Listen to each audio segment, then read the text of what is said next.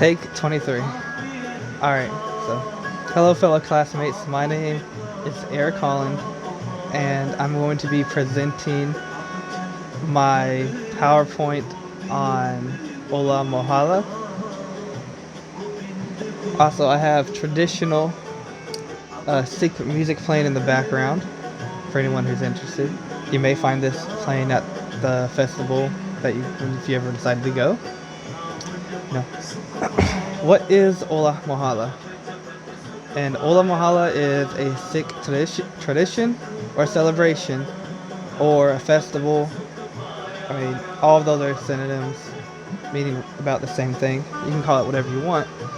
This tradition is 3 days long, and it normally follows after the Hindu celebration of Holi. And traditionally, this gathering of the Sikh people was meant to bring them together and reform their valor.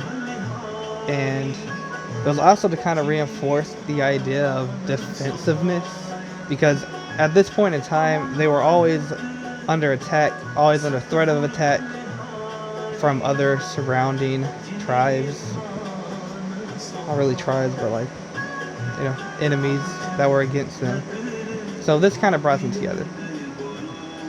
And nowadays it's not really as much for that as it was, but it still means a lot to them in that way. But today it's more of a fair than anything else. Has many attractions and such activities, such as poetry, singing, horseback riding, as well as jousting, and military mock operations where the military gets out there, does little mock battles. And normally the poetry and singing and stuff follows that to sort of release the tension of everything that was going on, from the mock battles. When was the festival created and by whom? The year is 1701, and the month nowadays falls in March. But the first time it was actually done, practiced, it was in February, which is when the first mock fight actually happened, creating the tradition. And the tradition was created by the 10th Sikh Guru Gobind Singh.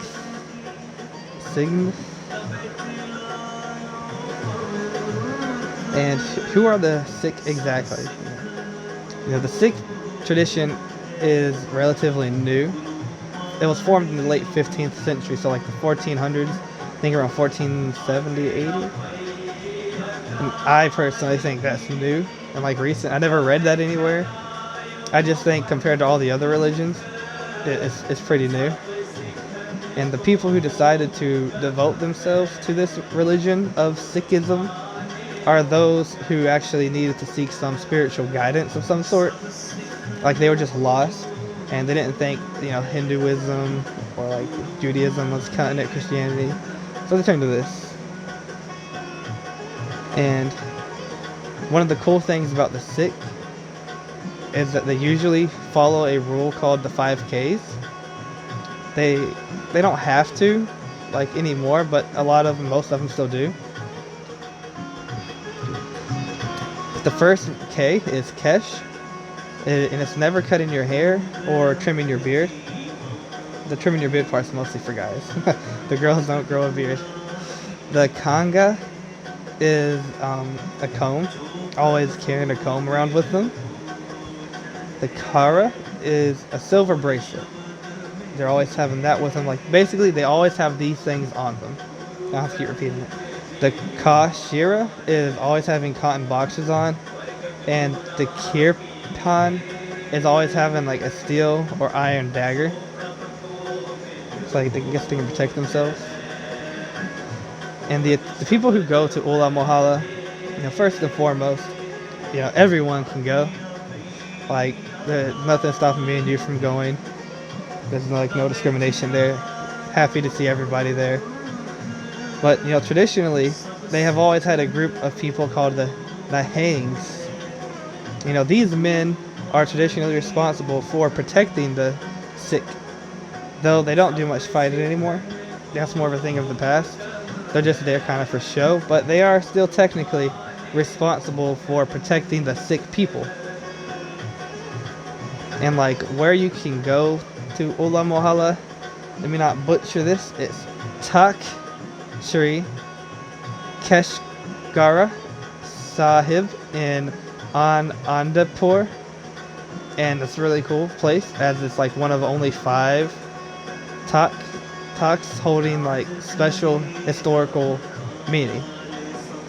But that was pretty cool. Let the music play for a second. Yeah, well, that concludes this presentation. I hope you guys liked it and found it informative. I tried to put as much as I could in there without being overly long or exaggerated.